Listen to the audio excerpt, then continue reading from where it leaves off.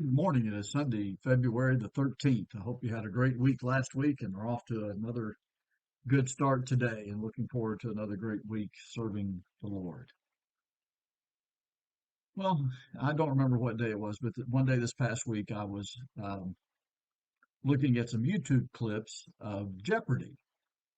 And I don't remember um, what the final Jeopardy question was or answer was. But the answer to the question was, what is the Hope Diamond? And I knew that. I knew what the answer was, but none of the contestants did. And I thought to myself, how could they not know that? I know that. I'm just a simple boy born in Kentucky, and I knew the answer to that question. And it just amazed me that these three individuals, who probably a lot smarter than I am, didn't know the answer to the question. But that got me thinking about perspective and the realization, again, that we all know that not everybody has the same background, not everybody has the same upbringing, and sometimes we make judgments about other people based upon our own background and what we know and what we would do in certain situations. And that got me thinking about a story that Stephen Covey tells in his book, The Seven Habits of Highly Effective People. And he tells the story about riding on a subway, and the subway stops, and a man gets on with three young children, and they all sit down, and other people get on and off, and then the train takes off. And at which point, the three children get up and start running around the inside of the train, screaming and hollering and causing a ruckus and bothering people. And the man is just sitting there. And the people around him are begin to get a little bit uncomfortable because he's not watching his children and making them behave. And finally, one individual sitting next to the man says, "Excuse me, I don't mean to intrude, but um, your children are running around, causing a lot of disturbance on the train." And he says, the man kind of looks up and goes, "Oh, I'm so sorry. We just came from the hospital where my wife and their mother died. And I don't know what to do, and I'm certain they don't know what to do either." And when the man said that, the perspective of all the other adults in the car changed immediately, because now they knew something they didn't know beforehand. And their judgments, basically of criticism and condemnation of the man for not watching after his children, changed to sympathy and how can we help. And it reminded me of a story in Acts about the Apostle Paul. And you'll recall that while the Apostle Paul was traveling to Rome, they were shipwrecked. And their ship was caught on some rocks and was beaten by the waves. And so the Roman centurion told everybody, the soldiers and the prisoners alike, that if they could swim, to go ahead and swim to the island. If they couldn't, grab onto a piece of wood or something. And Luke records that everybody made it safely through to the island, and the island was called Malta.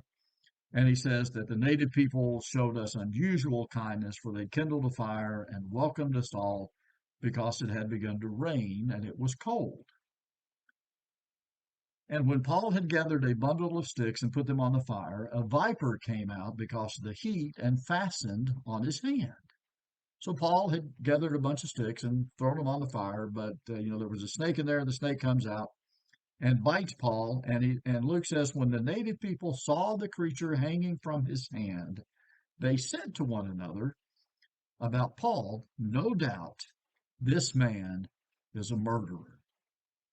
Though he has escaped from the sea, justice has not allowed him to live." Now, how did they come to that conclusion that Paul was a murderer? Well, because of their own experience, they had somehow come to the conclusion that when bad things happen to people, it's because the person has done something bad. And so they're standing there around this fire, and this snake comes out of the bundles of sticks that Paul had gathered and bites Paul on the hand and is just hanging there. And the natives of the land see that and they go, "Oh, okay, this guy's a murderer." And though he has escaped the sea, though he did not drown in the sea, justice has prevailed and will not allow this man to live. Well, then Luke goes on to say that he, Paul, however, shook off the creature into the fire and suffered no harm. They, the natives, were waiting for him to swell up or suddenly fall down dead. But when they had waited a long time and saw no misfortune come to him, they changed their minds and said that he was a god. And so their initial judgment that Paul was a murderer based upon their experience and their knowledge and their wisdom proved to be incorrect because Paul just simply shook off the snake into the fire and he didn't swell up and he didn't suddenly fall down dead. And so they waited and they waited. And as Luke said, they waited a long time, but no misfortune came to Paul. Now their perspective is different, and their knowledge and their wisdom led them to conclude that Paul was not a murderer. Instead, he was a god, which was also untrue. But again, their judgment changed because of the circumstances.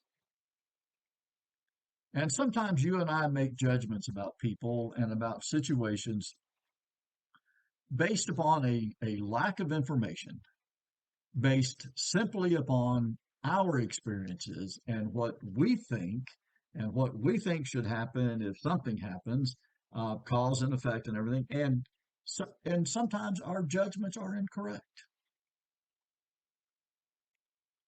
I had no business, in a sense, and it wasn't anything bad. But again, when I got the answer to Jeopardy right and those three individuals missed it, I shouldn't have said they were, dumb or stupid, which I didn't. But I was shocked that they didn't know it because I knew it. Perspectives has a lot to do with how we look at people and how we judge situations and what we think about people, whether good or ill. Again, these natives thought Paul was a murderer, then they changed their mind and thought he was a god, while in fact he was neither. So we need to be careful about judgments that we make and decisions that we make about other people and other situations without knowing the facts. We need to be careful that we don't judge other people and judge other situations based upon simply what we know and what we've seen and what we think should happen and go on. And so let's be careful that before making decisions and making judgments about people and situations, we try to find out the facts of the situation and make good judgments and make, as Jesus said, righteous judgments. Well, I pray that you'll have a great week.